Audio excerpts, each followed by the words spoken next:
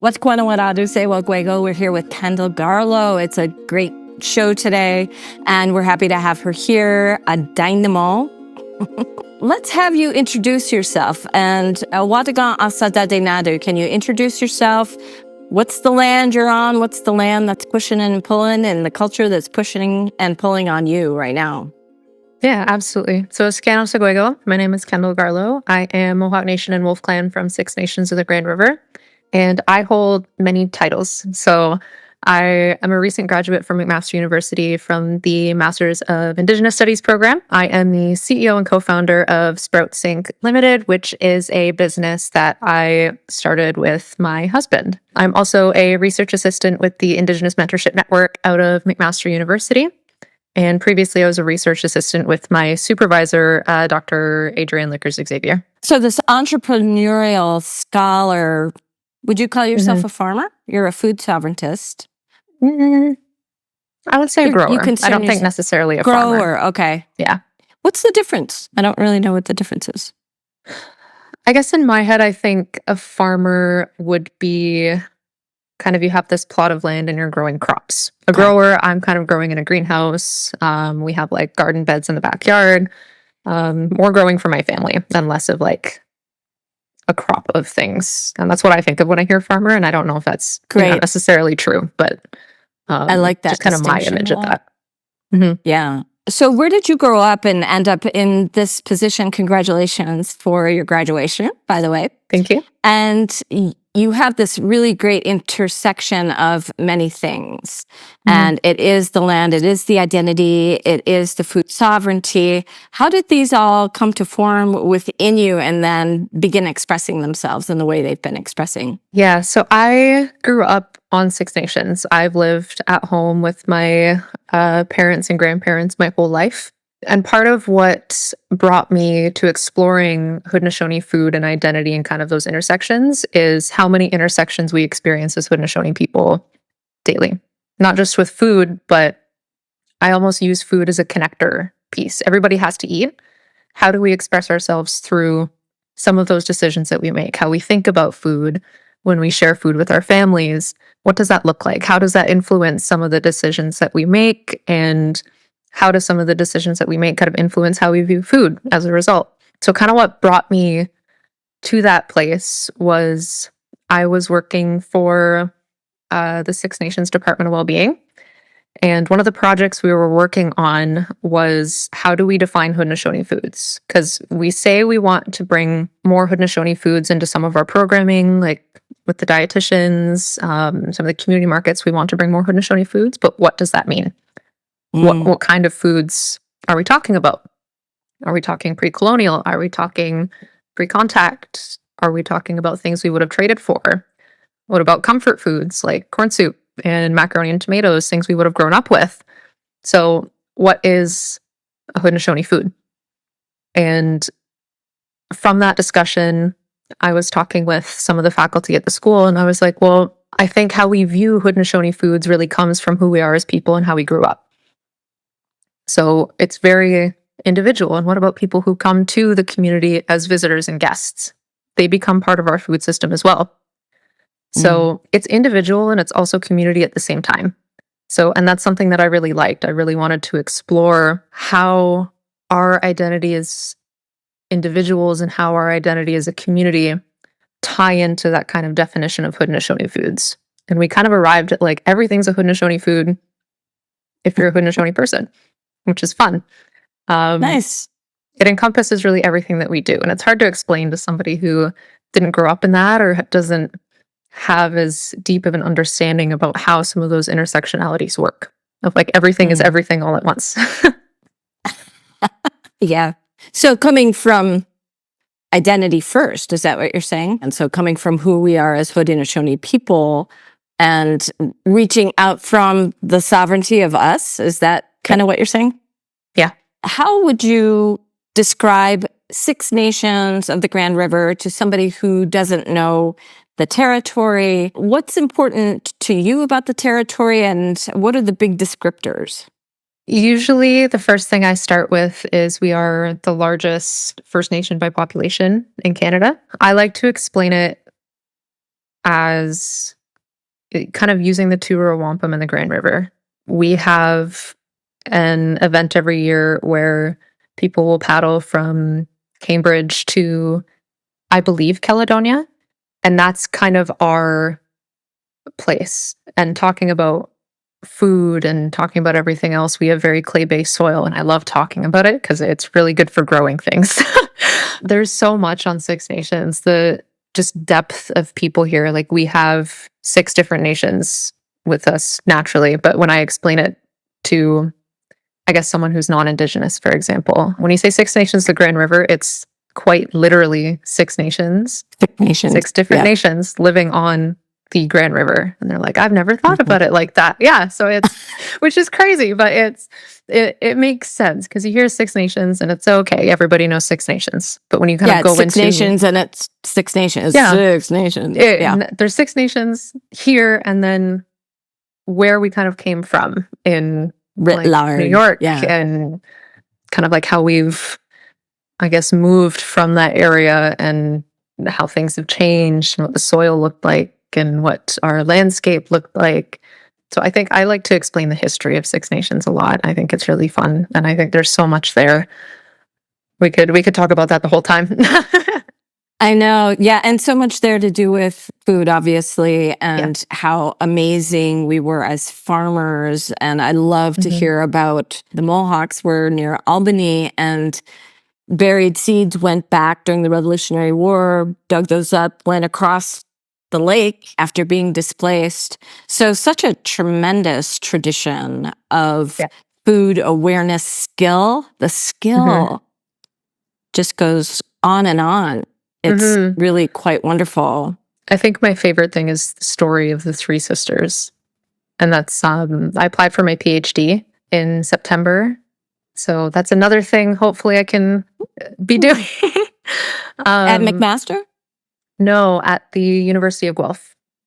Oh, nice. So I would have done McMaster, but they don't have a PhD program yet. I can hope, but hopefully soon. And I'm doing that on the essentially resilient growing systems and using the 3 sisters in Northern and Southern Ontario communities. So how can we kind of use the 3 sisters as an example for growing techniques for communities in the North who might not be able to do it as well? Or how can we learn from what 6 Nations is doing? How can we learn from these different communities who are able to grow different things at different times during the year or in different agricultural zones too? So that's going to be my whole PhD, is just talking to people about the 3 sisters. Beautiful. So are you in Guelph? No. So I won't hear back until, I know, I'm kind of in the middle ground of just kind of waiting and hoping. I won't hear back until June. So right around my graduation also. I've heard good things. I've been talking with my supervisor, and she's super pumped about this project that we're working on, and just super excited to kind of have me there. She's like, you have so much experience in research. And I was like, I feel like I'm kind of just blumbering about and doing whatever I can. It doesn't come across like that. Yeah. What I decided to do with some of the learnings from my master's was starting a business was never really something I had thought about. It came up from visiting a greenhouse on 6 Nations, and they provided food boxes to, I believe, 50 community members, but it was just the 2 of them and some help from volunteers when they could get it. And they got to a point where that was too much for them to do. It was just too laborious, too time constrained. They both work, so it was hard to do. So I came home and talked to my husband about it, and I was like, this can't be right. There's so much food insecurity on 6 Nations. How can I take what I've learned and how can I utilize this to support my community again? So I don't necessarily think there's a blueprint for what to do next. I think it's more of, what does my community need? What can I do with the tools that I've built and the knowledge that I've kind of acquired? What can I still learn?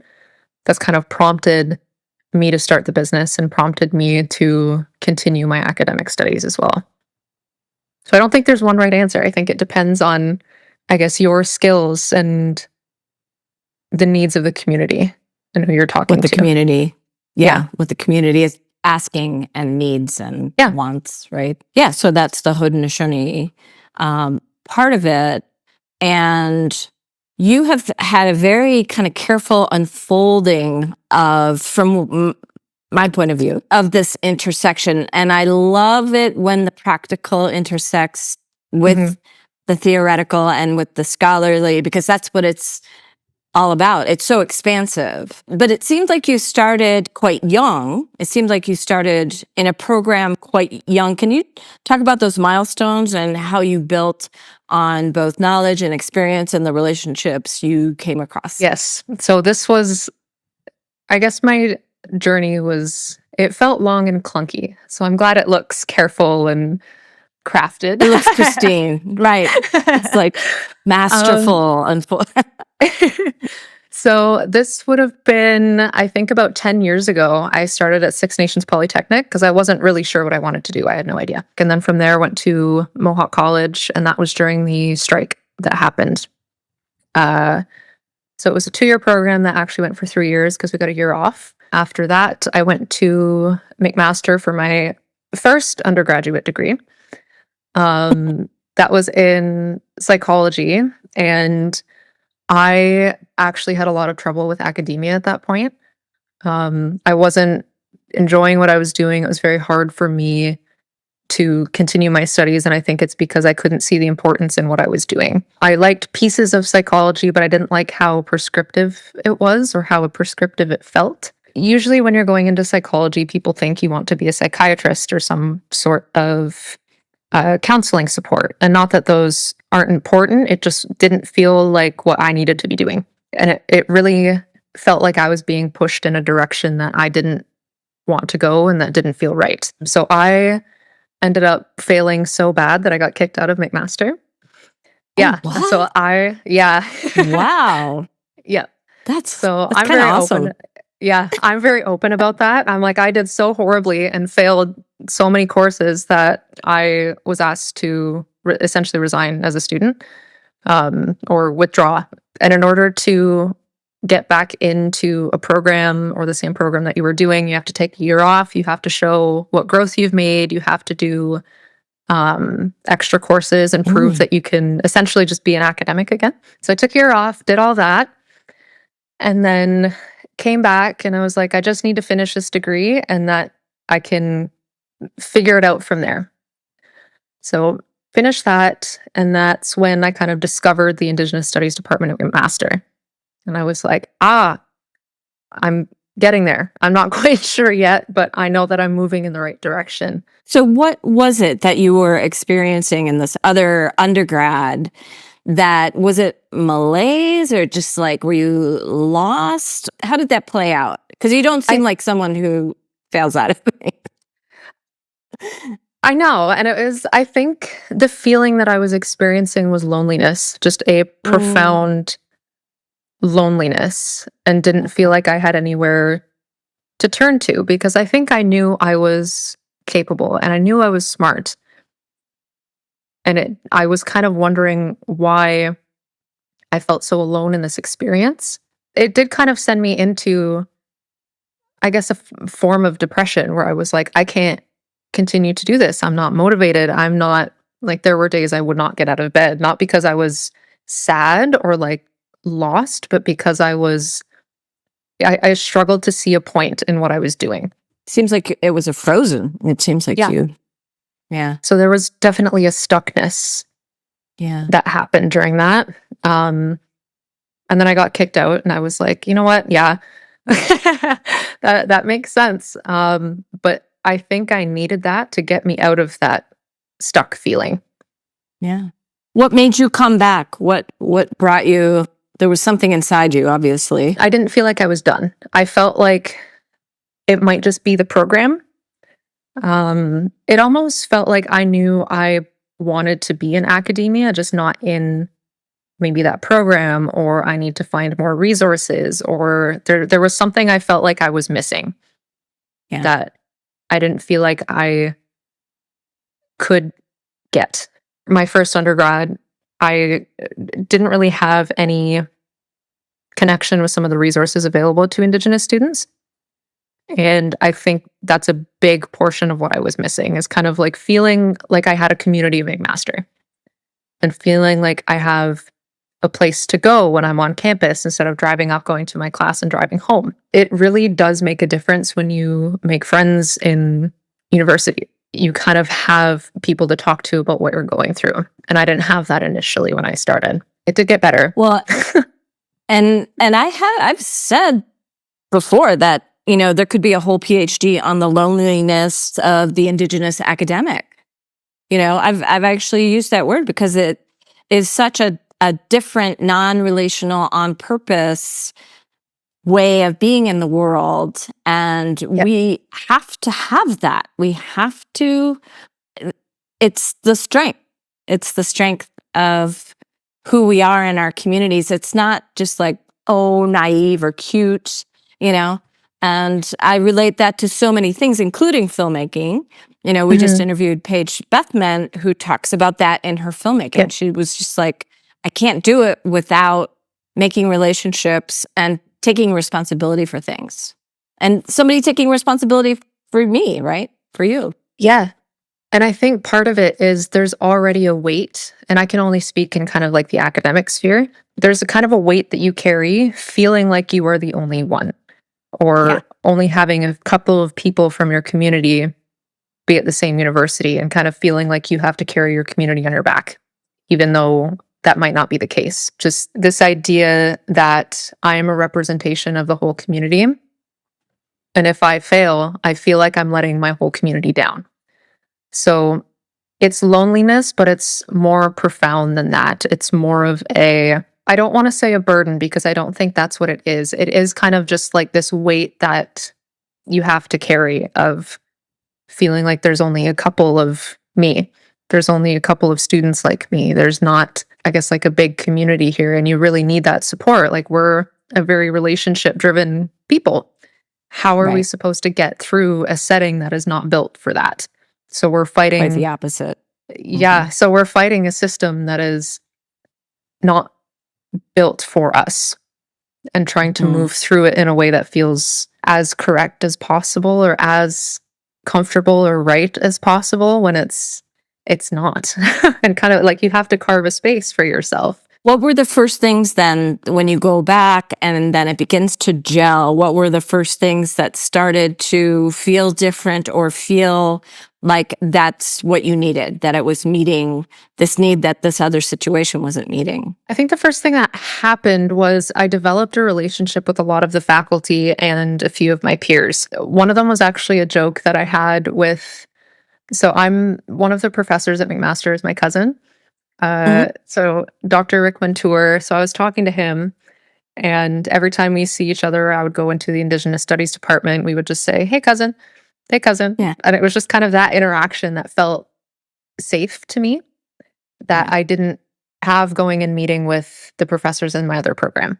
So it was kind of that finding common ground, I guess, or finding these kind of moments of connection where we can make jokes, where we can sit and have a meal together. And they put on meals all the time in Indigenous studies. So it's great. Yeah, so it's phenomenal. And it really feels like a family. And I think I needed that, because I can go back and talk to somebody and say, I'm not doing well. I don't know what I need, but I need something. And they'll say, let's go like have a meal. Let's go sit and talk about it. Do you have beading stuff? Do you want to sit and bead for a little bit? Just a ton of things like that. It felt like I had a home away from home, in a space that wasn't comfortable for me initially. Great. Well, and then Santee Smith being the chancellor for a number of years, that was spectacular in all her awesome. spectacularness. Yes. I mean, what a move, and what a thing to do, to have her, as chancellor. She awarded me one of my for all of degrees, us. and I was so happy. Yes. It felt almost surreal when I was sitting in my graduation and seeing her up there doing Ganohanyuk. And I was like, wow, this feels weird but good. In a setting that Yeah. I wouldn't expect to see it, but I'm like, this feels good. Well, and not just chancellor of Indigenous, like she was chancellor No, of the the whole whole thing. university. Yeah. Yeah. It's like, how beautiful is that? I Yeah. know. And I wanted to stand up and cheer because I'm like, Yes. most people here are non-Indigenous. And it's so nice to see somebody who is from my community as well up there saying an opening for us. Yeah. And for me to sit there and say, Nyawa, thank you. What just felt so like I could do anything in that moment. Oh, I love it. That's Mhm. amazing. In these milestones along your way, you were part of the first, was it the master's cohort at McMaster, the Indigenous master's cohort? So talk about that. I mean, that's huge. How did you become involved in that? What does that mean? There were 3 of you that Yeah. were in that whole cohort. Amazing. Yeah. So just talk about that experience. So you know, not great undergrad experience, then you're making your Mhm. way, and now we're into your master's where it's unfolding in front of you. So there had kind of been murmurs about the Indigenous Studies department having a master's program, and it was my final year of undergrad. So I had went up to Dr. Xavier, who was later going to be my supervisor. So we had a relationship prior to me applying to the program. And I was asking her a billion questions. I didn't think I wanted to do grad school because it didn't really appeal to me at the time. And I was like, what does this look like? What do you know about this? Do I need to do it in the same field that I'm already in because I'm based in psychology and I don't really like it? I would love to be in Indigenous studies. And she was like, nope, I think you're a great candidate. I think there's several opportunities for you to get in. She's like, what would you want to study? And I was like, I like food and I don't know how to narrow it down past that right now. Cool. I want, yeah.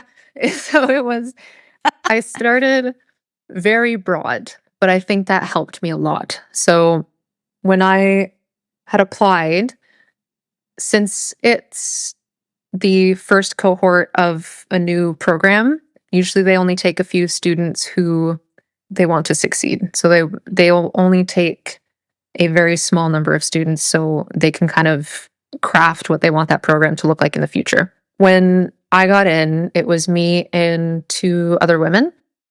And I think none of us really knew what to do at the time. We had ideas of what direction we wanted to move in and I guess what we were passionate about, but we didn't know how to dial that in. All of us are new to grad school. We're all Indigenous. It was night and day from my undergraduate degree. I felt so supported. I felt like my ideas had weight and merit. And when I felt so connected to my cohort, like we're still friends, like we still talk frequently whenever there's speaking opportunities. I'll text them and be like, are you guys free? Come talk about the things you're doing and the research we're doing. So we're all doing different things in our communities, but we're all community based and community focused. We all want to do this work. What communities are they from? So Kelsey Chan, who's doing her PhD at Toronto Metropolitan University, she was in political science, and she's from the Heiltsuk Nation and Lil'wat Nation in BC. Tia Kennedy is from Oneida and Walpole Island. She's like famous down there. I love whenever anyone says she? she's from one. Yeah, like whenever anyone says they're from Oneida, I was like, do you know Tia? How is she doing? So like Oneida of the Thames? Yeah. And then Walpole. Mm-hmm. Nice. One of the So- 6. Yep. But yeah, that program, it made me enjoy grad school. And I feel like I almost got spoiled with the department and my experience there because I have really nothing but good things to say about it. So were you designing is it classes all with Indigenous faculty? And how much of the design of your coursework were you involved in? The courses themselves were given to us. So you have to take these courses. These are mandatory, and you get 2 electives. So 1 per semester, and you could take whatever you want, essentially.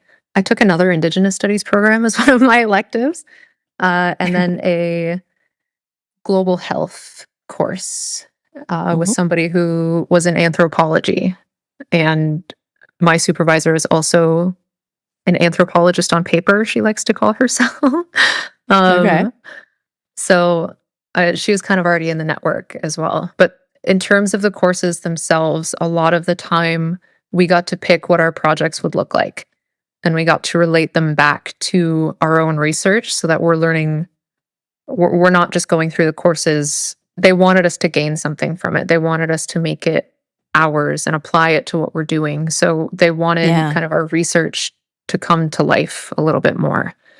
So it was really kind of a create your own experience for my master's, and it was really awesome. Like, it didn't feel restrictive in that, like, they were telling you what to write and telling you what to talk and think about, which I find academia can be sometimes.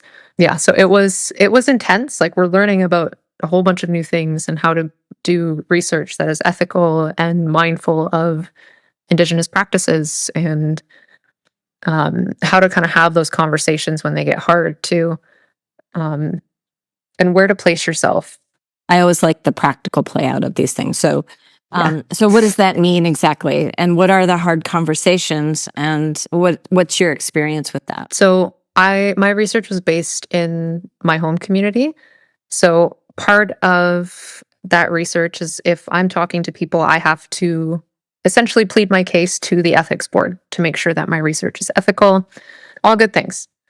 But usually in academia, they encourage you to keep your participants anonymous to protect their identity, to protect their personal information, things like that.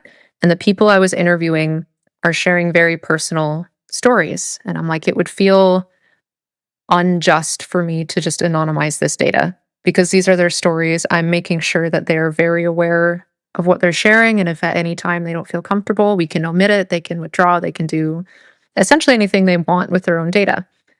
And it took a while to get approval from ethics, because they're like, well, the way we kind of do things is we anonymize. This is kind of the way that things should be done. And I'm like, but that's not the way that is correct for this style of research I'm doing. Because if I'm looking into identity, we're telling stories, we're talking to people all of the time. And these were stories of food insecurity and that kind of thing? At times. And some of it was about their upbringing. Some of it was personal stories about foods they only had in times of death, or people that they associate with a specific food. So very personal things. And sometimes it was the loss of language or the loss of culture, and how they've used food to reconnect, and words for food in the language and descriptors. And so it's a lot of things that are very unique to our people and unique to some of the people that I'm interviewing as well. Part of that, I guess, distinguishing factor was I had to walk the line between, am I a researcher coming in to do research, or am I part of my own research as a community member? So the way I kind of approached that is I had to somehow do both at the same time. That was hard, because if I'm asking these questions of you and I expect you to share, I almost expect me to share as well, to say, I'm also from here. I'm also a part of this research. I'm also kind of in this intersection with you. And that became kind of an identifying factor in those interviews of, I'm not just here to, draw your information out and go and send it off somewhere so I can get my degree.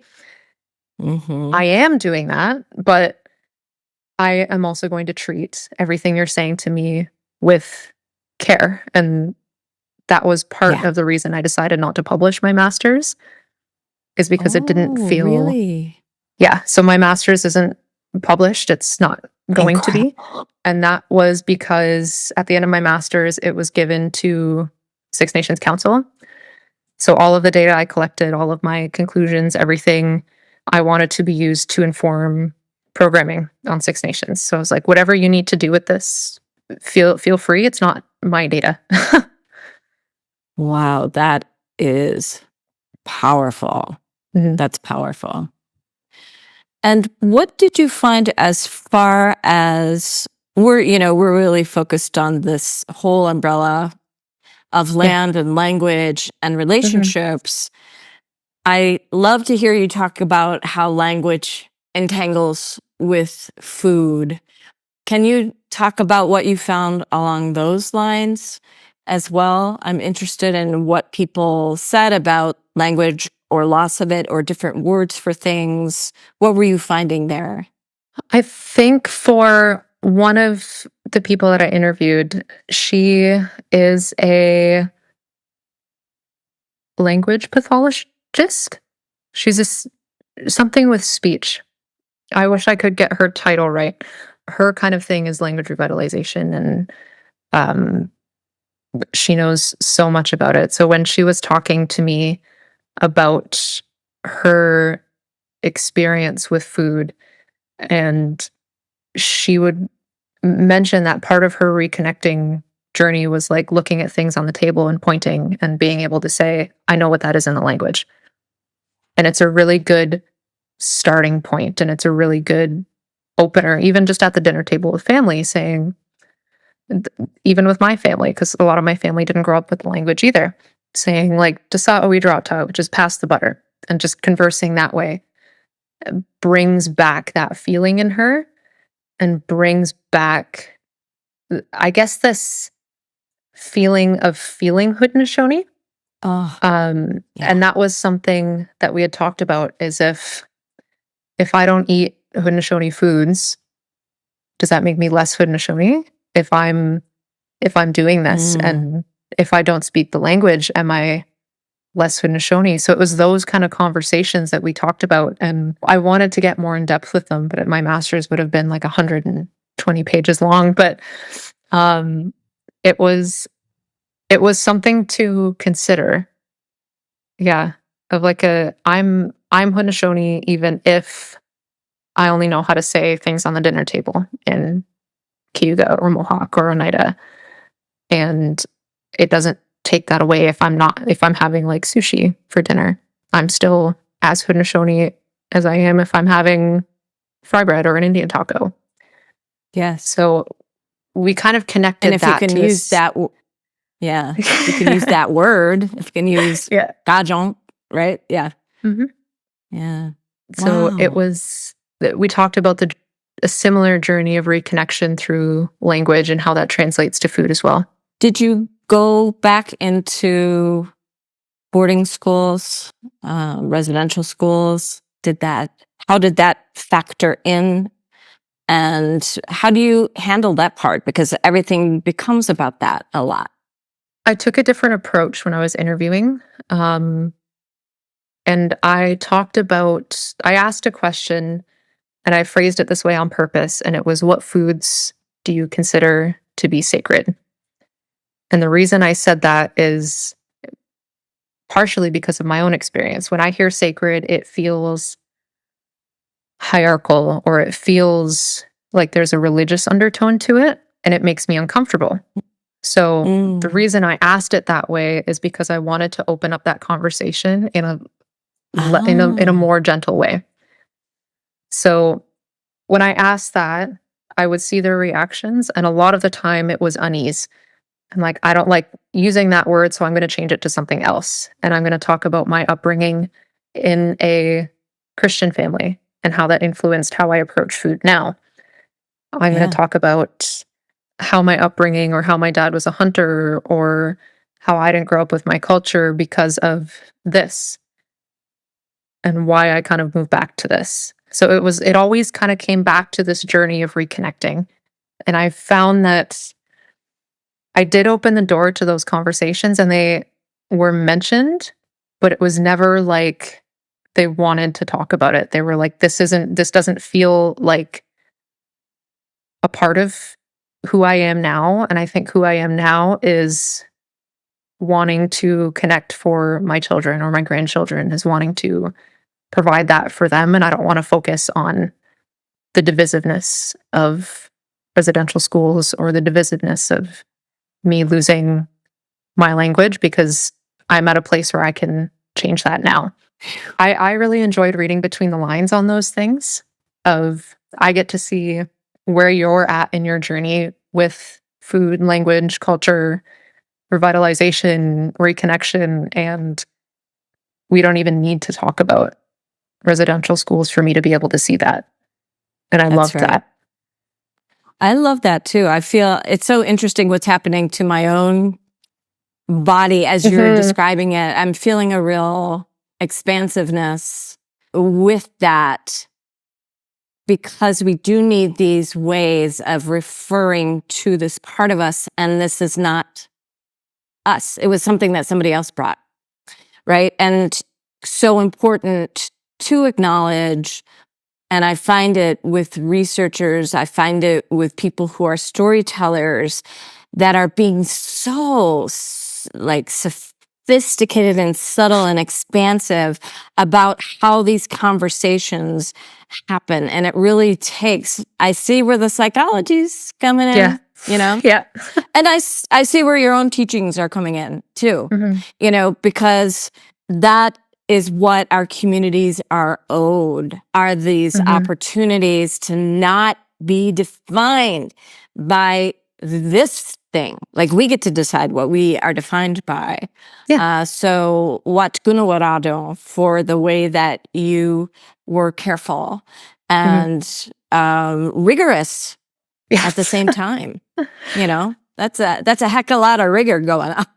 And I went through Right those there. questions so many times because I was like, how, Wow. if I were asked these questions, would I feel safe to answer? And what does this invoke? How big can I get with this? And how narrow do I want my research to be? Because I can let this get into wherever, but I want to be able to tie it back into what I'm talking about. And that's food as identity. But I do want to still cover topics of harm as well, because I think those are important to our story, but not necessarily the main factor. It kind of just felt like a side dish on the main dish of my thesis. Yeah. And it is this, again, the skill and the joy and the expertise and the history that and the stories that go along with that. And so I just could talk to you about your master's all day. I just think it's like, I want to ask you any question. So is there anything else you want to bring into this conversation about that experience? And then if your research, how did the people that you interviewed respond to it? I'm sure it went into their hands as well as counsel, right? Yeah. They loved it. They were reading it and they were like, I feel like you told my story with a lot of care. And even just that was enough for me. I was like, let me know if there's anything you want to change, if I'm not accurately portraying what you want to say, or if I misinterpreted something, let me know. And they were like, this is great. I feel like this doesn't get talked about enough, and how food is at the center of a lot of things, but we don't notice it, especially with Six Nations being so food insecure. Like, we don't talk about this enough. We don't talk about all of the influences that kind of contribute to the Haudenosaunee as horticulturalists. This is where we came from, and this is where we're going to continue to go. So it was more of, I wanted my master's to be more of an invitation to invite those conversations. So beautiful. Oh my goodness. So out of that, this then continuing with this practicality, entrepreneurship, psychology, food sovereignty, being a grower, you have your own organization now. When did that start to take place? And you have involved now your partner in this. What does this look like? What's the name of it? Where's that going? Yes. So myself and my husband started a business called Sprouts Inc., and it is a greenhouse automation company. So What we do or what we've built is essentially something that we want to eliminate labor with small scale growers and greenhouse owners. So people who have jobs, people who can't be in their greenhouse all day but still want to be able to grow their own food, still want to learn how to plant, still want to learn how to do all of those things and like share some of that knowledge as well. But I was like, I don't want to be something that is just an automation farm. I don't want to be like an industrial scale kind of entity. But I also want to keep as much room as I can for Haudenosaunee teachings. I want to be able to keep seed songs. I want to be able to keep some of the teachings involving the soil with our technology. I want to help our community grow without taking things away. So how can we do that? Because we can't do that with hydroponics. We can't do it with vertical growing. We can't do it with a lot of things because then we lose all of those things. So we're still in the process of designing what we want that to look like. But right now, essentially, you would have sensors in like a bed of tomatoes, for example. You'd have a sensor there hooked up to like a hose or whatever you use to water. And it'll detect if it needs water and water it for you. It'll pretty much detect everything and be able to do everything for you. What? Yeah. And I didn't know that's what this was. How interesting. Yes. Yeah. And that came from a conversation we had with a greenhouse grower who just couldn't afford to continue the labor to provide food boxes for everybody. So we were like, well, how can we help that? And if they had that, would this still be viable? Would we still be able to get more food to more community members if that was the case? So we went, let's test it. Yeah. Are you going back to the greenhouse that existed or you're building a new one? Or is this going to be on Six Nations? Yeah. So we're on Six Nations right now. We built our greenhouse just to test in. We're going to figure out what works, what doesn't, how long the battery lasts, what looks nice, all of those things. And we are going back to that same greenhouse because we want to essentially track what difference it makes, if it makes a difference. I have a feeling it will, but I want to see what that change can look like and what possibilities are still there that we might be able to explore and move forward with. So my husband's an engineer and I love bragging about him and he just absolutely hates it. I'm like, I know, he's a wonderful electrical engineer and he's super excited about creating and innovating. And I kind of just fell into an entrepreneurial journey. I didn't see myself doing that, but it kind of just feels like a extension of my academic studies. It just feels like a natural progression for me.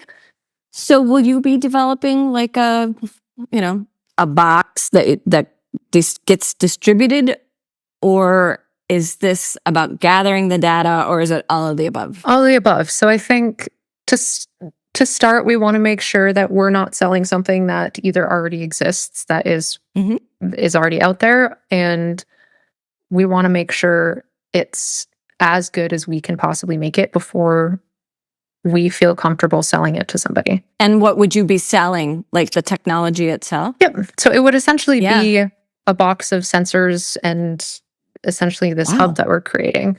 And we want to make it as easy as possible to set up because if you're a greenhouse grower, I don't have time to be like teaching myself how to engineer all of these things.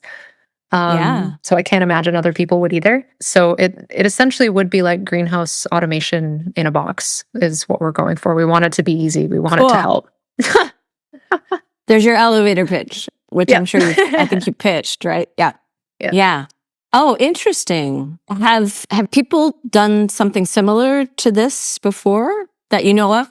Usually we see these kind of things on an industrial scale or a very large scale. So in Leamington, which is kind of like the food growing capital of Ontario, we'll have solutions like this. But if you were to put something like this in, let's say, a 10 by 20 foot greenhouse, it would cost several $1,000s to do so. They're not really built for small scale for community growers.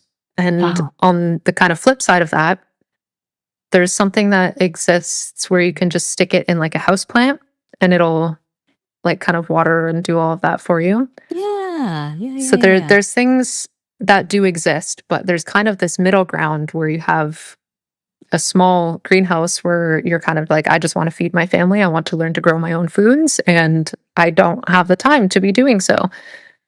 There's this market that I feel like just has not been tapped into, especially in Indigenous communities of like, we don't have enough food. How do we grow this when Yeah. we still all have to be working and Or we still have, time.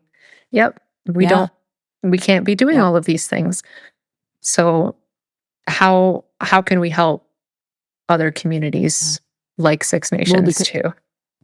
Yeah. I think we're going to be one of your customers. We got some food to grow out Yes. here. So that's really marvelous. And who are the people within our community that you're looking to? There's a lot of foodie people and seed people. Just like, who do you look to who have brought you along? And also beyond, who in the world today do people need to be looking to? Because this theory plus practicality, I think, is where it's at. Yep. And I think that is the Indigenous way. That is the Haudenosaunee way. Like, we don't just speak it. We don't just have the intent of it. Then we actually do it. Yep. Who can you point to that people can either read up on or adore as well? Somebody who has been a mentor for me and who is also just doing all of the things all the time with food is Kitty Lickers. I like to think of her as a knowledge keeper in my community. I don't know if she thinks of herself as one, but she runs a soup share. She shares seeds and does seed exchanges. She does growing. She knows so many growing techniques. She is like the Six Nations like food person, and she has videos on YouTube. She has she's associated with Nourish Leadership Canada, who is somebody I did a project with a few years back as well. And they're like Indigenous foods and healthcare. Like, we want to do it. We want to do as much as we can. Yes. She's so she does a lot with like relationships with hunters and trying to get more talk about what Indigenous foods are or what Haudenosaunee foods are and her experience with them, and just saying like, I don't think of myself as cooking a Haudenosaunee meal. I'm just cooking a meal because I'm Haudenosaunee, and bringing more awareness to things like that. She is such a great mentor for me, and whenever I want to pick her brain, she's just fantastic. That's wonderful. I'm glad there are YouTube videos as well. Beyond then are either our shores beyond Turtle Island or on Turtle Island. What are the who are you intersecting with at that theoretical level that might also be doing the practical too?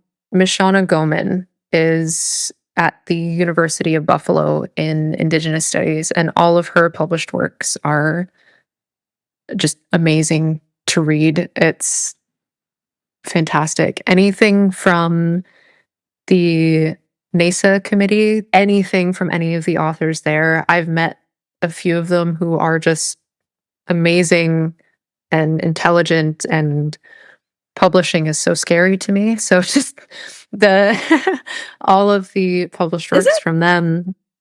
Yeah.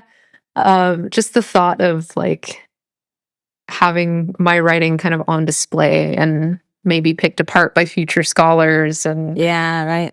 it's exciting. But I thought about going to the University of Buffalo because they have a food lab there. So there's a ton of support at the University of Buffalo, but I can't be that far away from Six Nations. I know, Or I even don't if it want to isn't be. far, it's far. That bridge makes Yes. it far. Like, if it's more than an hour home, I don't think I Yeah. can do that. Your family and the way that they've surrounded you in this journey, what do they think of you? It sounds like you have some, if Rick Montour is in your family, there are Yes. scholars Yeah. in your in your family. So nobody in my immediate family is actually an academic. So I am a first generation university grad, but my parents are both very successful in the workplace. So they're kind of just along and supporting for whatever I want to do. Because I think when I was younger, I was always school driven. I always loved school. I loved learning. I loved absorbing as much information as I possibly could.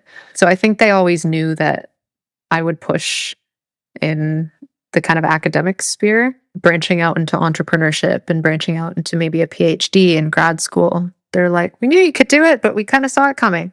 So super supportive. They're like, what can we help you with? Can we go help with the greenhouse? How's your business? How's this? When are you graduating? So I have such an incredible support system and just so much like love and care and I guess like drive for me to keep going and doing the things that I'm doing. Yeah.